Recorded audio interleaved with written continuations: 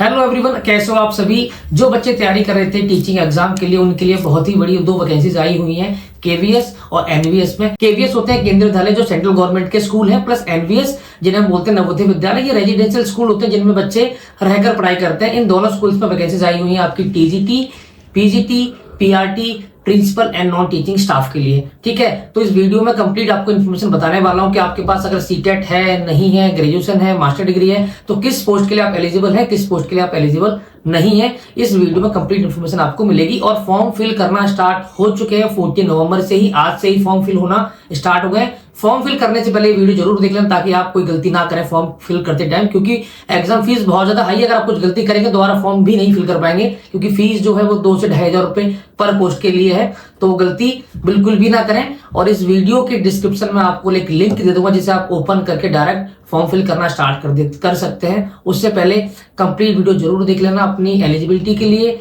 Subject के लिए, किस सब्जेक्ट में कितनी पोस्ट है, एग्जाम पैटर्न क्या होगा, हर एक चीज एक सिंगल वीडियो में आपको मिलने वाली है। हेलो एवरीवन, जो वैकेंसी आपको आज बताने वाला हूँ, ये जो वैकेंसी है ये है आपकी केवीएस की और एनवीएस की। केवीएस आपके होते हैं केंद्रीय विद्यालय और आपके एनवीएस होते हैं नवोदय स्कूल। ये रेजिडेंशियल स्कूल्स होते हैं और ये आपके विदाउट रेजिडेंशियल। और दोनों ही वैकेंसी जो है सेंट्रल गवर्नमेंट के अंडर में आती है, सेंट्रल गवर्नमेंट के अंडर। ठीक है, अब यहाँ बात करें कि भैया नोटिफिकेशन कब आई थी, तो नोटिफिकेशन आई है आपकी 13 नवंबर 2025 को। और एप्लीकेशन फॉर्म जो है वो 14 नवंबर से स्टार्ट हो गए हैं। लास्ट डेट जो रहेगी इस एग्जाम की वो आपकी रहेगी 4 दिसंबर। और फी पेमेंट की भी लास्ट डेट आपकी 4 दिसंबर को है। बाकी सारी जैसे कि एडमिट कार्ड, एग्जाम डेट और रिजल्ट की कोई भी इन्होंने डेट फिक्स नहीं करी है, वो आपको बाद में पता लगेगी जैसे जैसे आपको प्रोसेस होगा आपकी एप्लीकेशन फॉर्म। रही बात आपकी एप्लीकेशन फीस की, तो एप्लीकेशन फीस बहुत ही ज्यादा मुझे लग रही है, क्योंकि वाइस प्रिंसिपल की आप देखेंगे तो 2800 रुपये फीस है, 2800 उन लोगों के लिए जो हैं जनरल कैटेगरी से आते हैं, ओबीसी से या फिर ईडब्ल्यूएस से हैं। और जो लोग एससी एसटी फिजिकल हैंडीकैप्ड है, उनकी फीस रहेगी आपकी 500 रुपये। और इसके अलावा पीजीटी, टीजीटी, पीआरटी और ये एई फाइनेंस ऑफिसर, मतलब वाइस प्रिंसिपल के अलावा जो आपकी पोस्ट है उनकी फीस आपकी है 2000। अगेन एससी एसटी के लिए 500 रुपये ही है।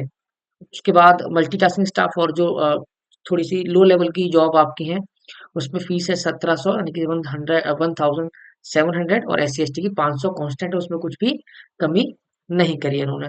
ठीक है, अब बात करें टोटल पोस्ट की, टोटल पोस्ट आप देखिए लगभग लगभग 15,000 पोस्ट हैं। 14,967 पोस्ट राउंड ऑफ करेंगे तो 15,000 के आसपास आएंगी। इसमें सारी की सारी पोस्ट इंक्लूडेड है आपकी, टीचिंग नॉन टीचिंग सारी।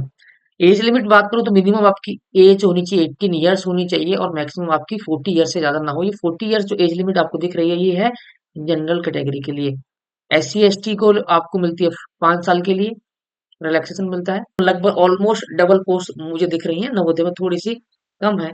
ठीक है, अब देखिए, अब हमने बात करी, हमने अभी तक देख लिया इसमें कि आपकी फीस कितनी है, स्टार्ट डेट क्या है, एंड डेट क्या रहेगी, और कब फॉर्म आप फिल कर सकते हैं। एंड डेट जो भी है एप्लीकेशन वो हमने देख ली है। और आपकी टोटल पोस्ट है 14,967। अब देखेंगे हम लोग कैटेगरी वाइज किस पोस्ट के लिए कितनी पोस्ट है आपकी दे रखी है। जो आप देख रहे हैं ये है असिस्टेंट कमिश्नर के लिए पोस्ट दिख रही है। इसमें देखिए टोटल जो वैकेंसीज है वो 5 वैकेंसी है। एससी के लिए 1 है, एसटी के लिए 0 है, और ओबीसी के लिए 2, नॉन क्रीमी लेयर। और ये मिला के आपकी वैकेंसी हो जाती है 8। बाकी फिजिकल हैंडीकैप्ड के लिए ये वैकेंसी है। ये है आपके असिस्टेंट कमिश्नर के लिए, आप देख लीजिएगा सारी की सारी ये आपको दिख रही होंगी। और मैं इसकी पूरी पीडीएफ जो है डिस्क्रिप्शन में डाल के दूंगा, वहां से आप देख सकते हैं। मैं बात करूंगा खाली आपकी अभी इस वीडियो में जो आपकी टीचिंग वैकेंसी है उसके लिए। आप देख लीजिए यहाँ पे प्रिंसिपल के लिए भी काफी अच्छी खाली पोस्ट दिख रही है। केवीएस में 68 है और एनवीएस में 49 पोस्ट है प्रिंसिपल के लिए। एस सी एस टी और कैटेगरी वाइज देखोगे तो उसमें 36 ओबीसी की है, 20 एस सी की है, एस टी की 10 है। वाइस प्रिंसिपल की भी पोस्ट निकली है इसमें। जो टोटल पोस्ट है 31 पोस्ट आपकी वाइस प्रिंसिपल की है। अब बात करें सबसे इम्पोर्टेंट, जो बच्चे तैयारी कर रहे हैं पोस्ट ग्रेजुएट पीजीटी जिसे हम लोग बोलते हैं, तो पीजीटी के लिए कितनी कितनी पोस्ट है यहाँ पे। पीजीटी के लिए आपके अलग अलग सब्जेक्ट्स होते हैं, जैसे कि इसमें आप सब्जेक्ट्स आपको दिए हुए भी है कि जैसे हिंदी आपके पास है, या फिर इंग्लिश से आप भरना चाहते हैं, फिजिक्स से, केमिस्ट्री से, mathematics, biology, history, geography, economics, commerce, computer science और बायोटेक्नोलॉजी। ये कुछ नया देखने को मिल रहा है बायोटेक्नोलॉजी, पहले इसकी वैकेंसीज नहीं आती थी। तो हिंदी में देखिए टोटल 52 वैकेंसी है, इंग्लिश में 68 है, फिजिक्स में 89 है, और केमिस्ट्री में 84 है, मैथमेटिक्स में 33, बायोलॉजी में 53, हिस्ट्री में 32 है, जियोग्राफी में 32 है, और इकोनॉमिक्स में 55 वैकेंसी है, कॉमर्स के लिए 41 है, कंप्यूटर साइंस 73 और बायोटेक्नोलॉजी सबसे कम वैकेंसी जो है बायोटेक्नोलॉजी के लिए जो है टोटल 3।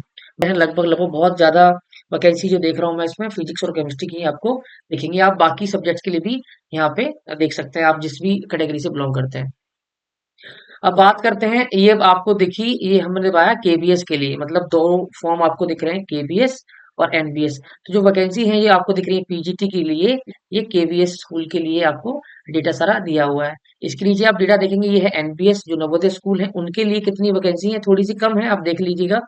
हिंदी में टोटल 53 है, इंग्लिश में 62 है, फिजिक्स में 78, केमिस्ट्री में 50, मैथमेटिक्स 69, बायोलॉजी 66, हिस्ट्री 46, ज्योग्राफी 46। वहां पे अब जब हम ये एनपीएस के लिए है, हम जिससे पहले केवीएस का देख रहे थे उसमें केमिस्ट्री वैकेंसी लगभग 203 204 थी, यहाँ 50 ही है। वो लगभग इससे 4 गुना ज्यादा वैकेंसी है जो आपकी केवीएस में आपको देखने को मिल रही है।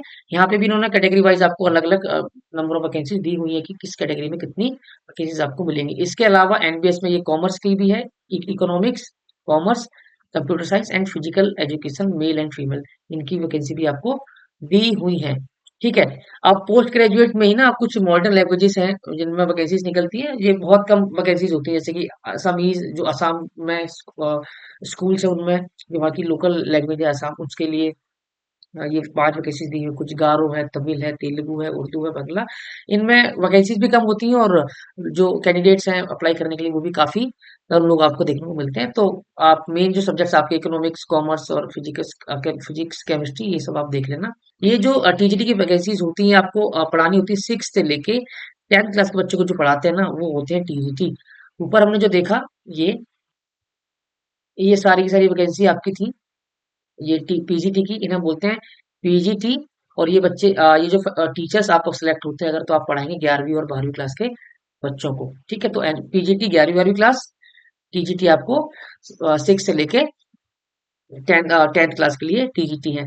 तो इसमें क्या होता है ना कि इसमें आपको जो वैकेंसी दी है, हिंदी है, इंग्लिश है, Sanskrit, social studies, mathematics, science, physical and education, art education, work experience, अलग अलग आपको पोस्ट पे अलग अलग वैकेंसी दी हुई है। ये जो आपको वैकेंसी दिख रही है केबीएस के लिए है, और इसकी सारी पोस्ट की अभी खाली मैं आपको नंबर ऑफ वैकेंसीज दिखा रहा हूँ, कितनी ज्यादा वैकेंसीज निकाली है इस बार गवर्नमेंट ने। उसके बाद में एग्जाम पैटर्न और सिलेबस की भी बात करूंगा, और प्लस इसके बाद जो आपका एग्जाम पैटर्न क्या रहेगा, कितने उसमें एग्जाम होगा, वो सारा मैं आके डिस्कस आपको करूंगा, और आप एलिजिबल है ये या फिर नहीं है, ये भी मैं पूरा डिस्कस करूंगा आपके साथ इसी वीडियो में।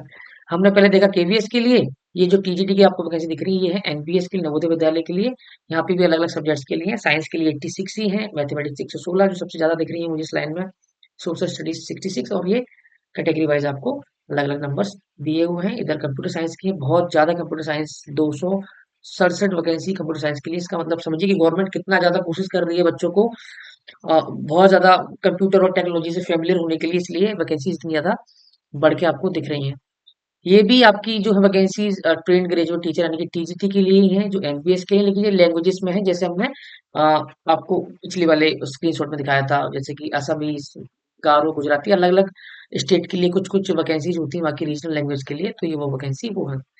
इसके बाद आता है पीआरटी, जिसे हम बोलते हैं प्राइमरी टीचर्स, है ना। तो ये केवीएस की बात कर रहे हैं, ये क्या होता है, इनमें 1 से लेके 5 तक के बच्चों को आपको पढ़ाते हैं पीआरटी स्टूडेंट। पीआरटी जो फैकल्टी है, अगर आप सिलेक्ट होंगे टीचर बनेंगे तो आप 1 से लेके 5वीं क्लास तक के बच्चों को पढ़ाएंगे। और जो पीआरटी है आपको देखेंगे वैकेंसी में तो आपको खाली केवीएस में ही दिखेगा, क्योंकि एनबीएस जो स्कूल्स हैं उनमें 1 to 5th क्लास होती ही नहीं है। मतलब एनबीएस स्कूल डायरेक्ट 1 से लेके 6 से लेके 12th क्लास तक के होते हैं, वहाँ पे पहली से 5वीं तक की पढ़ाई नहीं होती है। तो खाली जो पीआरटी वैकेंसी है वो आपको केवीएस में ही मिलेगी, और वैकेंसी बहुत ही ज्यादा है। देखो आप स्पेशल एजुकेटर जो है पीआरटी में वो 202 है, अनरिजर्व सॉरी जो पीआरटी है 10,079, 1089 वैकेंसी आपकी पीआरटी केवीएस स्कूल के अंदर ही है, और आप सारे के सारे बच्चे फॉर्म भर पाएंगे जिन्होंने भी डीएलएड किया हुआ है।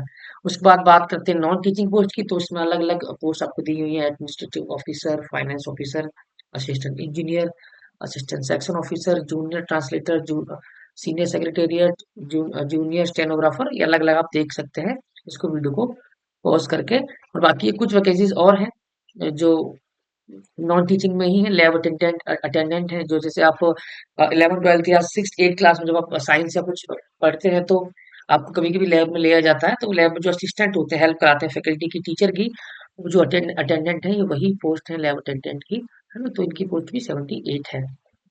अब बात करते हैं भैया किसकी, अब बात कर रहे हैं हम लोग एलिजिबिलिटी क्राइटेरिया की, कि अगर हम लोग फॉर्म भरें तो हमारे पास क्या क्या डिग्री या फिर क्या क्या एलिजिबिलिटी होनी चाहिए तब आप फॉर्म भर सकते हैं। मैं बात कर रहा हूँ अभी पोस्ट ग्रेजुएट टीचर यानी कि पीजीटी के लिए। पीजीटी में आपको क्या करना है, पीजीटी में आपको सीटेट तो पहली बात चाहिए ही नहीं, सीटेट क्या है, नहीं चाहिए। आपके पास होनी चाहिए मास्टर डिग्री, जिस भी सब्जेक्ट से, अगर आप केमिस्ट्री से भरना चाहते हैं तो केमिस्ट्री में आपका मास्टर डिग्री होनी चाहिए, और मास्टर डिग्री 50% मार्क्स आपके होने चाहिए, ठीक है। और आपके पास होनी चाहिए बीएड भी, है ना। तो देखिए यहाँ पे आपका बीएड होनी चाहिए जिसमें 50% मार्क्स हो, और आपके पास मास्टर डिग्री भी हो जिस सब्जेक्ट में में आप फॉर्म भरेंगे तो उसमें भी 50% मार्क्स, मतलब बीएड और मास्टर डिग्री दोनों में 50-50% आपके मार्क्स चाहिए। क्लियर है यहाँ तक। ये पीजीटी इंग्लिश है, केबीएस के लिए, एनबीएस के लिए अलग अलग चीजें उन्होंने दी हुई हैं। हाँ, तो मोटा मोटा यही है कि आपके पास क्या हो, केमिस्ट्री, मैथमेटिक्स, इकोनॉमिक्स जिसमें भी आप फॉर्म भर रहे हैं तो आपके पास क्या होना चाहिए, मास्टर डिग्री होनी चाहिए। क्या होना चाहिए, मास्टर डिग्री हो सब्जेक्ट रिलेटेड 50% मार्क्स के साथ में, प्लस बीएड हो उसमें 50% मार्क्स हो, और आपके पास ग्रेजुएशन में भी जो सब्जेक्ट्स आप भरेंगे, ग्रेजुएशन में भी वो सब्जेक्ट्स आपके पास पढ़ा होना चाहिए आपने तीन तीन साल में, वो सब्जेक्ट भी। क्लियर है यहाँ तक। ये कुछ सब्जेक्ट्स आपके पास कंप्यूटर साइंस, फिजिकल एजुकेशन, उनके लिए अलग से कुछ एलिजिबिलिटी दे रखी है इन्होंने। जैसे इन्होंने बोला हुआ कि अगर आप कंप्यूटर साइंस से भरना चाहते हैं तो आपके पास मास्टर डिग्री होनी चाहिए कंप्यूटर साइंस से, और बीएड तो चाहिए चाहिए, सेम ही क्वालिफिकेशंस है जो आपको मैंने ऊपर बताई है। ये फिजिकल एजुकेशन के लिए है, एनबीएस के लिए, ये पीजीटी के लिए है, ये आप अपना आराम से देख सकते हैं।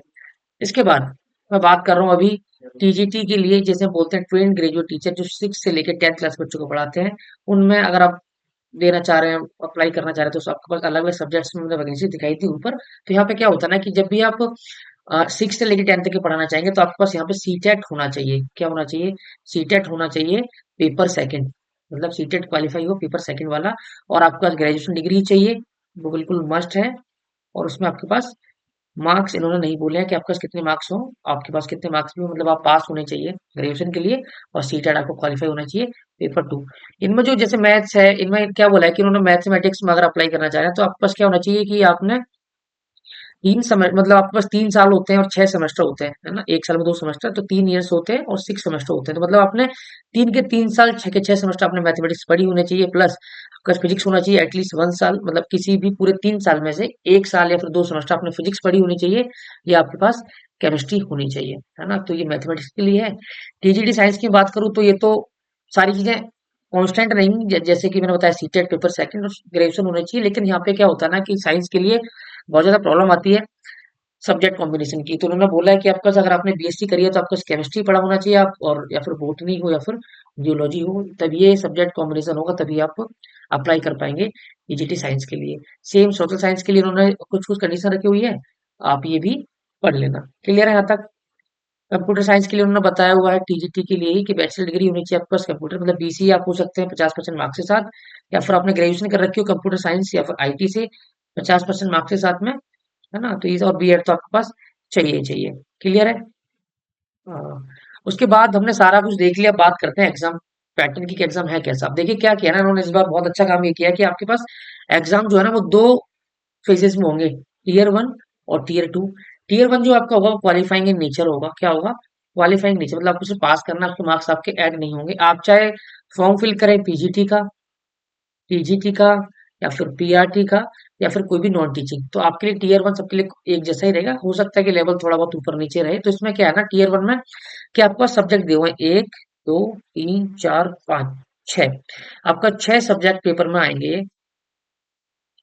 1 2 3 4 5 6।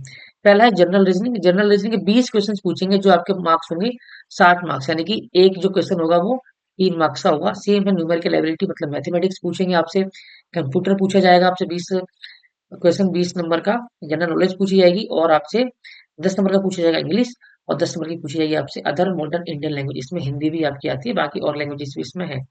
तो देखिए आपको मिलेंगे टोटल कितने, 2 घंटे मिलेंगे, और नेगेटिव मार्किंग होगी 1/3 टीयर 1 में।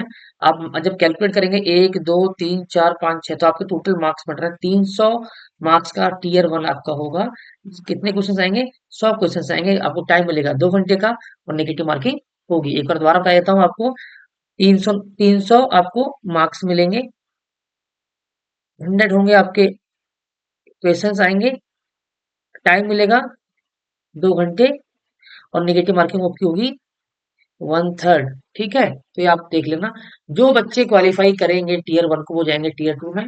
और इसका जो है आपका एग्जाम है जो टीयर 10 टाइम्स बच्चे क्वालिफाई, मतलब अगर आप बात करें एक पर्टिकुलर पोस्ट की, तो जितने पोस्ट हैं उससे 10 टाइम्स बच्चे क्वालिफाई करेंगे टीयर 1 से। जैसे मान लीजिए 500 वैकेंसी मेरे पास अगर है ना, तो टीयर 1 से मेरे को इसका 10 गुना कर लो, तो जीरो लगा दो, 5 बच्चे आपको निकाले, मतलब क्वालिफाई करे करे जाएंगे टीयर 1 से टीयर 2 के लिए।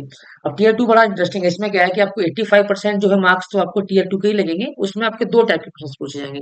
एक तो आपको पूछ सकते हैं ऑब्जेक्टिव टाइप होंगे, जो 60 क्वेश्चन होंगे, और 60 ही आपको मार्क्स मिलेंगे, मतलब एक क्वेश्चन 1 मार्क्स का।